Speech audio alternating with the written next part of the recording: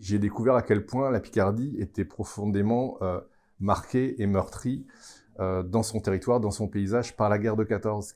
Ce qui pour moi, étant breton, en fait, venant de Bretagne, était quelque chose d'assez étrange, puisque la guerre de 14 n'a pas laissé de traces en Bretagne. On a des traces de la guerre de 39-45, des restes du mur de l'Atlantique, des villes qui ont été rasées, etc.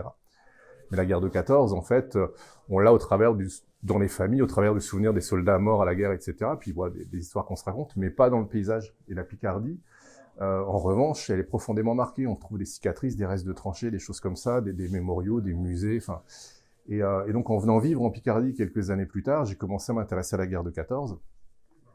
Et puis, j'ai d'abord fait des histoires courtes sur la guerre de 14, et puis l'idée de la guerre des Lulus est venue petit à petit.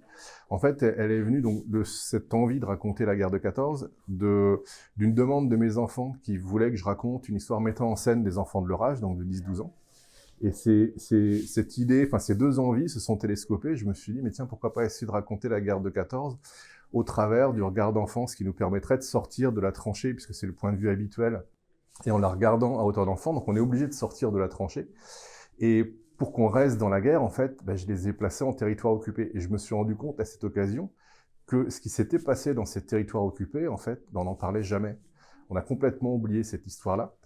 Et pourtant, c'est une histoire qui a marqué profondément la moitié de la région, enfin, puis une partie du Nord-Pas-de-Calais, de la Champagne-Ardenne, et qui a surtout marqué, en fait, tous les habitants. Donc la guerre des Lulus, c'est une façon de rendre hommage, voilà, à tout ce territoire-là, à tous les gens qui viennent de là aussi, parce que ça fait partie de leur histoire familiale, ça fait partie de leur culture, ça fait partie de leur patrimoine.